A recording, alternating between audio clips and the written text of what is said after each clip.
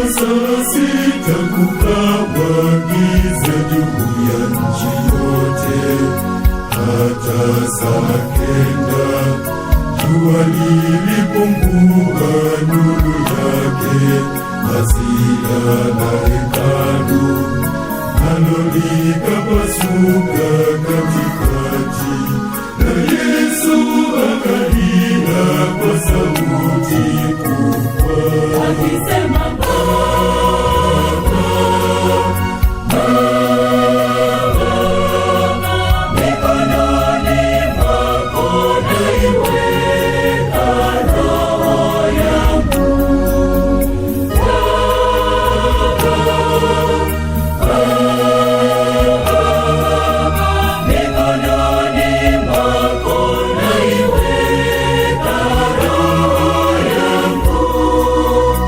Wakristo wapenzi, tumsifu Yesu Kristo.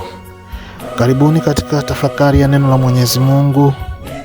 Leo ikiwa ni siku ya Ijumaa Kuu, siku ambayo tunatafakari mateso na kifo cha Bwana wetu Yesu Kristo. Somo letu la kwanza linatoka katika kitabu cha Nabii Isaya, sura ile ya 52 aya 13 hadi sura ile ya 53 aya 12. Somo letu la pili linatoka katika waraka kwa Waebrania, sura ile ya 4 aya 14 hadi ya 16 na sura ile ya 5 aya 7 hadi ya 9. Somo letu la Injili linatoka katika Injili ya Yohane, sura ile ya 18 aya ya kwanza hadi ya 18 na aya ya 42. Wakristo wapenzi, katika siku hii ya Ijumaa Kuu, wazo kuu ambao nimelichagua liweze kutusafirisha katika tafakari yetu ya siku ya leo ni kwamba na kwa kupigwa kwake sisi tumepona. Ndugu zangu katika Kristo, toka jana jioni tumeingia katika safari ya kutafakari mafumbo makuu ya ukombozi wetu, yaani mateso na kifo cha Bwana wetu Yesu Kristo. Siku ya jana Bwana wetu Yesu Kristo alikula karamu ya mwisho pamoja na wanafunzi wake. Alifanya karamu, akala pamoja na wanafunzi wake, akatuachia ukumbusho, yaani Ekaristia Takatifu, mwili wake na damu yake kama chakula cha roho zetu. Akatuachia pia sakramenti ya upadre, sakramenti ya daraja takatifu, yaani wale adhimishaji wa mafumbo hayo matakatifu. Na vile vile alituachia amri ya mapendo, kwamba tuweze kupendana kama yeye alivyotupenda. Alitupenda upeo, na alionyesha upendo huo kwa kuwaosha miguu wanafunzi wake, ishara ya upendo mkubwa, kwa sababu alitambua kati yao yupo yule ambaye atamsaliti, yupo Petro ambaye atamkana, lakini wote hao aliwapenda upeo. Siku ya leo tunapofanya tafakari hii, tunapofanya mafumbo haya ya mateso, kifo na ufufuko wa Bwana wetu Yesu Kristo, ningependa tuweze kutafakari pamoja mambo yafuatayo ambayo katika maisha yetu sisi kama binadamu yanaweza kutusaidia, yanaweza kutujenga kiimani, tukiangalia fumbo la msalaba wa Bwana wetu Yesu Kristo. Jambo la kwanza, tukubali ya kwamba katika maisha yetu kuna nyakati ambazo tutakataliwa, kutakuwa na nyakati ambazo hatutapendwa, kuna nyakati ambazo tutapitia katika giza, tukakosa msaada wowote. Hayo tunaweza tukayaona katika maisha ya Bwana wetu Yesu Kristo, hasa katika kipindi hiki cha fumbo hili la mateso na kifo chake. Ni huyu Kristo ambaye aliwaponya wagonjwa, ni huyu Kristo ambaye alitenda miujiza, ni huyu Kristo ambaye alitoa pepo kwa watu. Watu walimpenda, Watu walimkubali, walimuona kama nabii, walimuona kama mwana wa Mungu. Ni huyu Kristo ambaye Dominika iliyopita watu waliimba hosana hosana mwana wa Daudi, wakatandika kanga, wakabeba matawi, akapanda mwanapunda, wakaingia Yerusalemu kwa shangwe. Lakini leo watu hawa wanamgeuka, wanasema asulubiwe. Ni jambo la kushangaza sana, jambo ambalo sio la kawaida, jambo la kushangaza mno. Mtu ambaye mmeimba hosana hosana, leo mnasema asulubiwe. Mnatengeneza makosa ya uongo juu yake ili tu aweze kufa. Hata tukiangalia wale ambao walikuwa nao karibu kabisa, Yuda anaamua kwenda kumsaliti, anaamua kwenda kubeba fedha kwa ajili ya kuonyesha askari kwamba Kristo ndio huyo, mchukueni. Tunamwona Petro naye baada ya kuona mambo ni magumu, anamkana Bwana wetu Yesu Kristo. Yaani kana kwamba hajawahi kumuona kabisa. Anapoulizwa, wewe tulikuona naye bustanini, Petro anasema mimi huyo mtu simjui, ndio namuona mara ya kwanza siku ya leo. Angalau hao tunajua wawili, picha zao tunaonyeshwa kabisa kwa majina.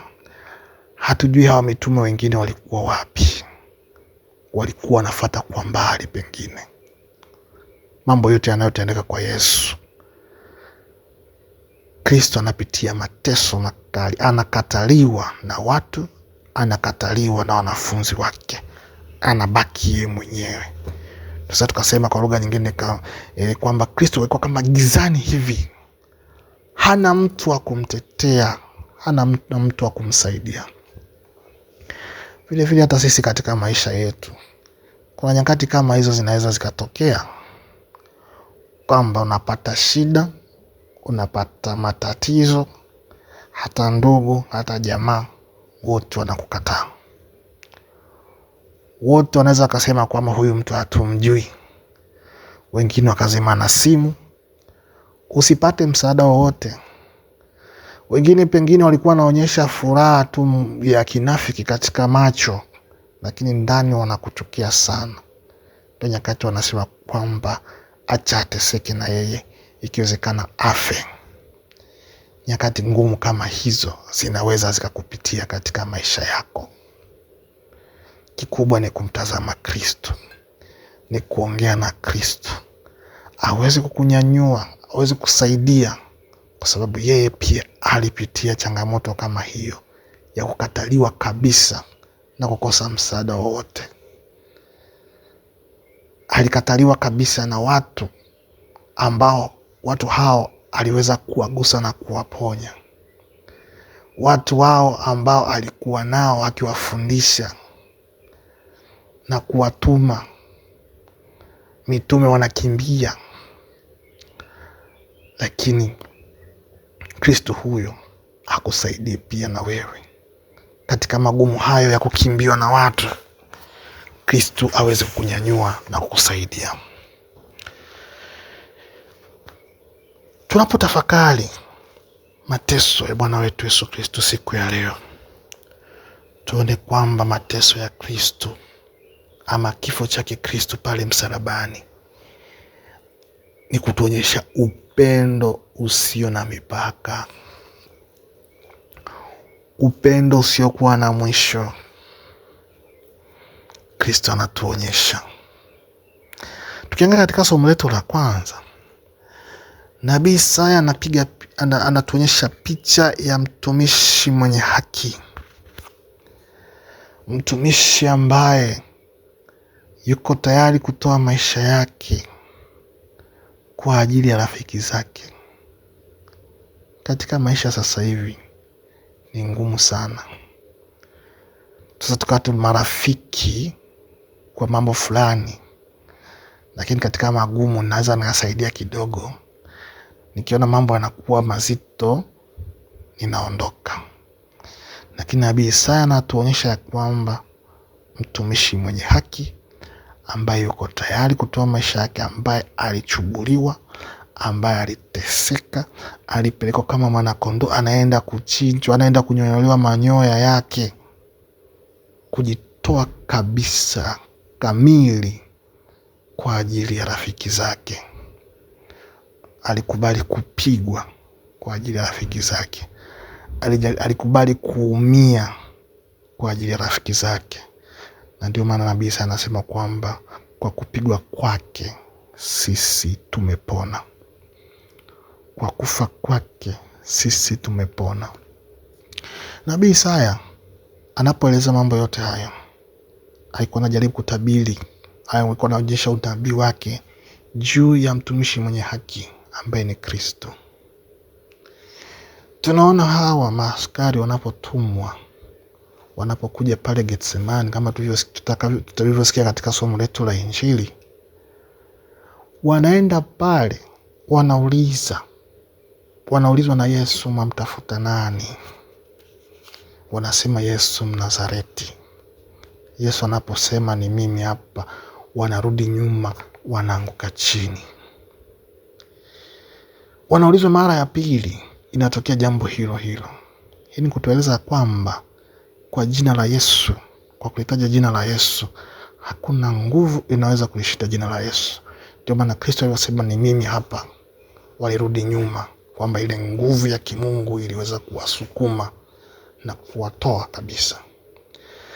Lakini licha kwamba nguvu hiyo ilionekana, lakini bado Kristo alikubali kujisalimisha kwao ili kutimiza mapenzi ya Mwenyezi Mungu, ili kunikomboa mimi na wewe, kwa sababu alitupenda. Si kwamba Kristo alishindwa kujitetea mwenyewe. Hapana, angeweza kujitetea, kwa sababu kwa vile kusukumwa kwao kwa kutaja jina la Kristo, angeweza kuondoka. Lakini mpango wa Mwenyezi Mungu ni kumkomboa mwanadamu. Mpango wa Mwenyezi Mungu ni kunikomboa mimi na wewe kutoka katika dhambi. Akajitoa kabisa mtumishi mwenye haki, akakubali kutukanwa, akakubali kutemewa mate, akakubali kuchomwa na miba, na hatimaye kufa msalabani kwa ajili yangu mimi na wewe tuweze kukombolewa, kwa sababu hakuna dhabihu yoyote ambayo ingeweza kumkomboa mwanadamu isipokuwa kifo cha Kristo. Kwa sababu kwa njia ya Kristo tumeweza kuunganishwa tena na Mwenyezi Mungu. Baada ya kupoteza ule urafiki na Mwenyezi Mungu, ni Kristo peke yake kwa kukubali kufa msalabani, kwa kujinyenyekeza kule kama mtumishi mwenye haki, ambayo nabii sana tueleza katika somo la kwanza, na hivyo tunaunganika tena na Mwenyezi Mungu, tunaweza kuona tena uso wa Mwenyezi Mungu. Jambo la tatu ambalo tunaweza tukalitafakari katika siku hii ya leo, siku ya Ijumaa Kuu, tusipende kukaa katika giza, ila tukae katika mwanga wa ukweli. Tupende ukweli, tusipende giza la ulimwengu huu. Yuda aliamua kukimbia katika karamu ya mwisho. Tukisoma Injili ya Yohane sura ile ya 13 mstari wa 21 mpaka 30, maelezo yanayoelezwa pale ni kwamba Kristo alikuwa anaumia moyoni kwamba mmoja kati ya wale ambao yuko nao mezani anaenda kumsaliti, na bado hataki kukiri ya kwamba anaenda kufanya kosa. Wanafunzi wanajaribu kudadisi ni nani huyu, na Kristo anasema kwamba yule ambaye nitakamlisha tonge ndiye huyo atakaenda kunisaliti. Na Kristo anampatia Yuda. Lakini Yuda bado moyo wake unakuwa mgumu, bado anashindwa kukubaliana na ukweli. Anaamua kukimbia ukweli na kutoka nje, na tunaambiwa kwamba alitoka usiku, alikuwa ni giza. Anakwenda huko, anapewa pengine kwa shapewa fedha. Sasa anarudi na askari kwa ajili ya kuja kumkamata Yesu. Anakuja na askari usiku kwa ajili ya kumkamata Yesu. Bado anabaki katika giza, Tunaambiwa kwamba walikuja usiku, kwa sababu tunaambiwa kwamba walikuwa wamewasha taa, mienge na silaha. Maanake watu walikuwa wanatembea katika giza, wanakuja. Wanapomkamata Kristo, wanahakikisha ndani ya giza hilo hilo hukumu inatoka, ili ifike asubuhi watu wamkute Yesu tayari yuko katika mateso.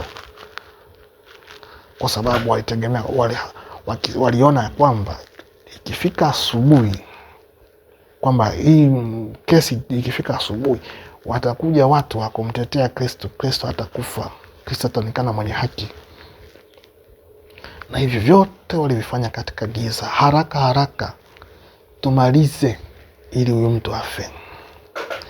Sasa kulingana na Injili ya Yohane, anapoongelea giza linaonyesha kwamba kuwa mbali na Kristo. Kama tunavyojua, giza ni ishara kwamba hakuna mwanga. Ndio maana hata tukiwa katika nyumba zetu, ukiona giza linaingia, tunawasha taa ili tuweze kuona ndani nini kipo. Lakini giza linaloongelewa na Yohane ni giza la roho, ambalo tunashindwa kumtambua Kristo ni nani. Yuda anashindwa kumtambua Kristo ni nani, licha ya kwamba amekaa naye muda mrefu. Zaidi yeye anaangalia ni nini nitakachokipata baada ya kumtoa Yesu.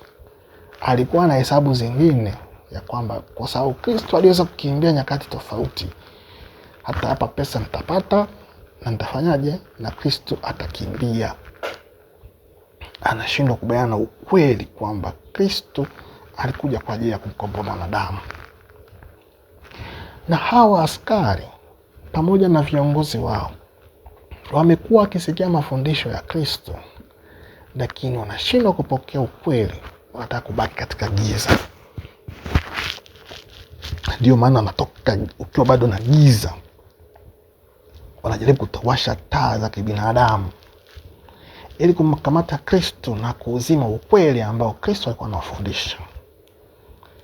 Wanataka wabaki katika hali yao ya dhambi, katika hali yao ya giza. Na ndio vile vile katika maisha yetu, wakati mwingine hatutaki ukweli. Ukweli unapofunguka, tunaua ule ukweli. Wale wote ambao wanasema ukweli katika mambo fulani fulani, kama ni mambo ya taifa, mambo ya familia, mambo ya kazi, tunajaribu kuua ukweli usionekane, tubaki katika giza. Hii ndio hali tulioko. Ni kweli umeiba, kubali na kweli. Ni kweli uliua, kwa nini unakataa ukweli kwamba uliua? Tukubali ukweli, tuwashe taa, tubaki katika mwanga. Sababu tunapokubaliana na ukweli, tunakubali kumpokea Kristo, na Kristo anatusamehe.